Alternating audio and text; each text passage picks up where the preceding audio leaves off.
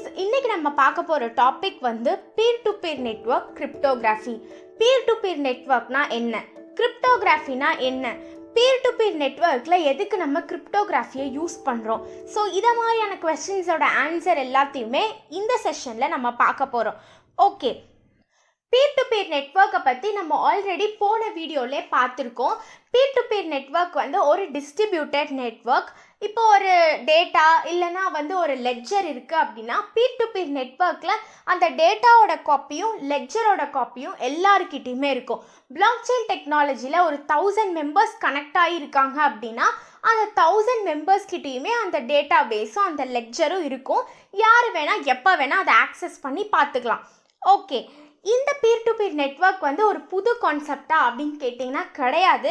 Already இதை வந்து Napster அப்படின்ற ஒரு வெப்சைட்டில் வந்து யூஸ் பண்ணியிருக்காங்க. நம்ம டாரண்ட் கூட பீர் டு பீர் நெட்வொர்க்கில் தான் வந்து ரன் ஆகுது. பீர் டு பீர் நெட்வொர்க்கில் வந்து நம்ம நிறைய அச்சீவ் பண்ண வேண்டியதாக இருக்குது. பீர் டு பீர் நெட்வொர்க்கில் நிறைய ட்ராபேக்ஸ் இருக்குது. நம்ம மெயினாக அச்சீவ் பண்ண வேண்டிய 4 திங்ஸ் என்ன அப்படின்னா கான்ஃபிடென்ஷியாலிட்டி, இன்டிகிரிட்டி, நான் ரெப்புடியேஷன், ஆத்தென்டிகேஷன். எந்த ஒரு நெட்வொர்க்னாலும் இந்த 4 திங்ஸை அவங்க அச்சீவ் பண்ணியே ஆகணும். ஓகே, ஃபர்ஸ்ட்டு கான்ஃபிடென்ஷியாலிட்டினா என்னன்னு நம்ம பார்ப்போம். ஒரு நெட்வொர்க்கில் 1000 மெம்பர்ஸ் இருக்காங்க. அதில் ஏதோ 2 பேர் வந்து கம்யூனிகேட் பண்ணிக்கணும் அப்படின்னு நினைக்கிறாங்கன்னு வச்சுக்கோங்க. ஏ வந்து பிக்கு ஒரு மெசேஜ் அனுப்பணும் அப்படின்னு நினைக்கிறாங்க. ஓகே, அவங்க அந்த மெசேஜ் வந்து டைப் பண்ணிடுறாங்க. அது ரொம்ப வந்து ஒரு சிம்பிள் மெசேஜாக இருக்கலாம், இல்லை ஒரு சீக்ரெட் மெசேஜாக இருக்கலாம். என்னமோ ஒரு மெசேஜ் வந்து அவங்க டைப் பண்ணியிருக்காங்க. அது சீக்ரெட்டாகவும் இருக்கலாம், இல்லை ஒரு ஜோவியலான மெசேஜாகவும் இருக்கலாம். இங்கே வந்து இவங்க hi buddy, how are you அப்படின்னு சொல்லிட்டு டைப் பண்ணியிருக்காங்க. இந்த மெசேஜை அவங்க பிக்கு அனுப்புகிறாங்க. பியும் அதை ரீட் பண்ணி பார்க்குறாரு. ஓகே, இதில் என்ன ப்ராப்ளம் அப்படின்னு கேட்டிங்கன்னா அந்த நெட்வொர்க்கில் நிறைய பேர் இருக்காங்க. இப்போ சி ஒரு அன்னோன் பர்சன் வந்து என்ன பண்ணுறாங்க அப்படின்னா பிக்கு அனுப்புன அந்த மெசேஜை வந்து ரீட் பண்ணி பார்க்குறாங்க. ரீட் பண்ணி பார்த்துட்டு இவங்க hi buddy, how are you அப்படின்னு மெசேஜ் அனுப்பியிருக்காங்க போல் அப்படின்னு ரீட் பண்ணி பார்த்துட்டு அந்த மெசேஜை பிக்கு அனுப்பிடுறாங்க. இதில் தான் நம்மளுக்கு வந்து ப்ராப்ளம் வருது. என்ன ப்ராப்ளம் அப்படின்னு கேட்டிங்கன்னா கான்ஃபிடென்ஷியாலிட்டி வந்து இங்கே இல்லை. இப்போது இதுவே வந்து அவங்க வந்து சிம்பிள் மெசேஜ் அனுப்பாமல் ரொம்ப சீக்ரெட்டான ஒரு மெசேஜ் அனுப்பியிருக்காங்க. ஏக்கும் பிக்கும் மட்டும்தான் அந்த இன்ஃபர்மேஷனை பற்றியே தெரியும். அந்த மெசேஜை வந்து அவங்க இந்த பீர் டு பீர் நெட்வொர்க்கில் வந்து எக்ஸ்சேஞ்ச் பண்ணிக்கிறாங்க அப்படின்னும் போது சிக்கு வந்து அந்த மெசேஜை வந்து பார்க்குறதுக்கான ரைட்ஸ் இருக்குது. சி வந்து அந்த மெசேஜை ஆப்வியஸ்லி படிப்பாங்க. அதை வந்து அவாய்ட் பண்ணணும் இல்லையா? ஸோ அதுதான் first problem, confidentiality. Next problem என்ன அப்படின்னு கேட்டிங்கன்னா இன்டிகிரிட்டி. வந்து பிக்கு ஒரு மெசேஜ் அனுப்பணும் அப்படின்னு சொல்லிட்டு நினைக்கிறாங்க. அந்த மெசேஜை அவங்க டைப் பண்ணுறாங்க. Let's meet and park by 4 PM அப்படின்னு சொல்லிட்டு அவங்க டைப் பண்ணுறாங்க. இந்த மெசேஜ் பிக்கு போகுது. பி அதை ரீட் பண்ணுறாரு.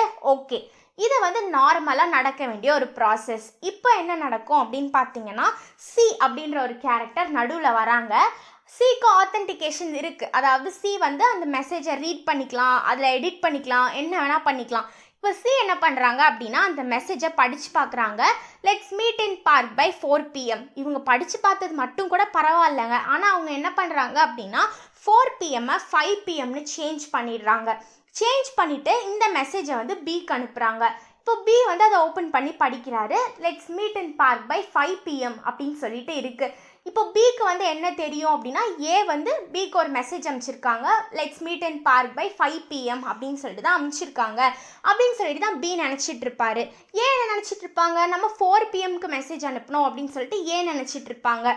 ஸோ இந்த இடத்துல இன்டிகிரிட்டி ப்ராப்ளம் வருது. யாராவது ஒருத்தர் உங்களோட டேட்டாவை வந்து என்ன பண்ணிடலாம் அப்படின்னா எடிட் பண்ணி வேற ஒருத்தருக்கு அனுப்பிடலாம். அதுதான் இன்டிகிரிட்டி. இந்த ப்ராப்ளமையும் நம்ம ரெக்டிஃபை பண்ணணும். அடுத்து நம்ம பார்க்க போகிறது நான் ரெப்புடியேஷன். இப்போ நம்ம ஒரு நெட்வொர்க்கில் 3 பேர் இருக்காங்கன்னு வச்சுக்கலாம். ABC 3 பேர் இருக்காங்க. இப்போ சி வந்து பிக்கு ஒரு மெசேஜ் அனுப்புகிறாங்க. என்ன மெசேஜ் அனுப்புகிறாங்கன்னா hi buddy, how is your day bye அப்படின்னு அனுப்புகிறாங்க. அதாவது வந்து பிக்கு மெசேஜ் அனுப்புன மாதிரி சி வந்து அனுப்புகிறாங்க.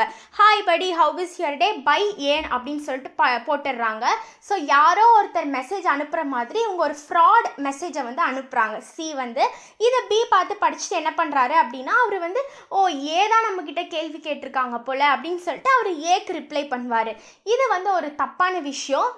நான் ரெப்புடியேஷன் வந்து நடக்கக்கூடாது. ஸோ இதை நம்ம எப்படி வந்து ரெக்டிஃபை பண்ணலாம் இந்த ப்ராப்ளம் அப்படின்னு சொல்லிட்டு நம்ம பார்ப்போம். நெக்ஸ்ட் நம்ம பார்க்க போகிற டாபிக் வந்து ஆத்தென்டிகேஷன். ஆத்தென்டிகேஷன்னா என்ன அப்படின்னா, இப்போ ஏ வந்து பிக்கு ஒரு மெசேஜ் அனுப்புகிறாங்க. Let's meet in park by 4 PM அப்படின்னு சொல்லிட்டு அனுப்புகிறாங்க. ஓகே, இந்த மெசேஜ் பிக்கு போகுது, பியும் அதை பார்த்து படிக்கிறாரு.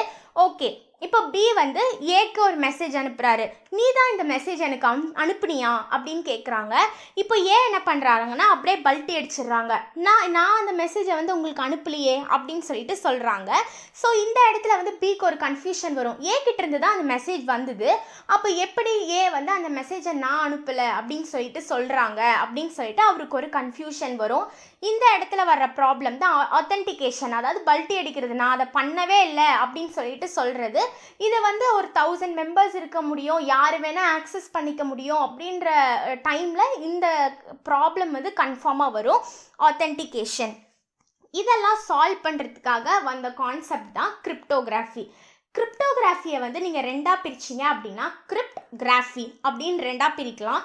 கிரிப்ட் அப்படின்றதுக்கு மீனிங் வந்து ஹிடன் ஆர் வால்ட், அதாவது சீக்ரெட் அப்படின்றது தான் கிரிப்டுக்கு மீனிங். கிராஃபி அப்படின்னா ரைட்டிங்.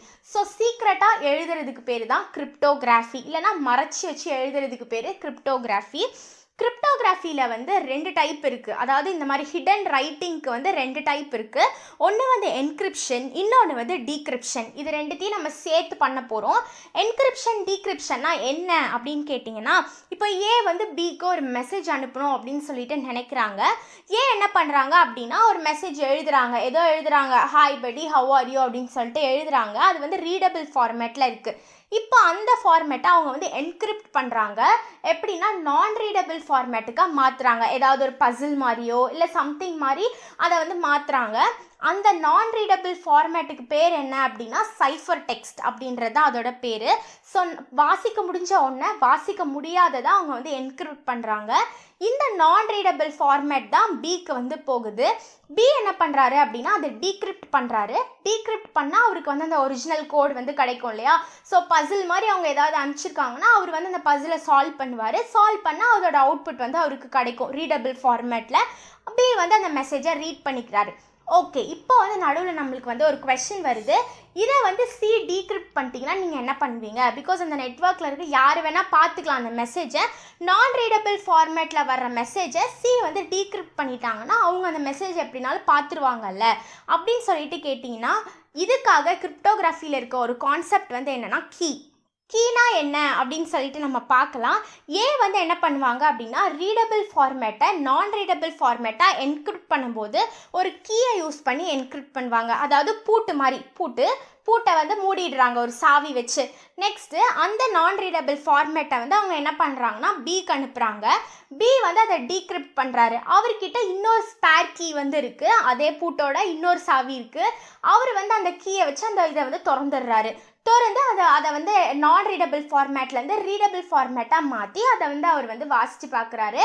இந்த கீ வந்து இவங்க 2 பேர்த்துக்கிட்டையும் இருந்தால் மட்டும்தான் அவங்களால என்கிரிப்ட் அண்ட் டீக்ரிப்ட் வந்து பண்ணி பார்க்க முடியும். சி கிட்ட அந்த கீ வந்து இல்லை, அதனால சி வந்து அது எப்படினாலும் என்ன பண்ண முடியாதுன்னா டீக்ரிப்ட் பண்ணி பார்க்கவே முடியாது. இதுதான் வந்து என்கிரிப்ஷன் டீக்ரிப்ஷன் அதில் வந்து இருக்கிற கீ. இந்த கீயை பேஸ் பண்ணி கிரிப்டோகிராஃபியில் 2 கான்செப்ட் இருக்குது. ஒன்று வந்து சிமெட்ரிக் கீ கிரிப்டோகிராஃபி, இன்னொன்று வந்து அசிமெட்ரிக் கீ கிரிப்டோகிராஃபி. இது ரெண்டையும் பற்றி நம்ம நெக்ஸ்ட் வீடியோவில் பார்க்கலாம். தேங்க்யூ.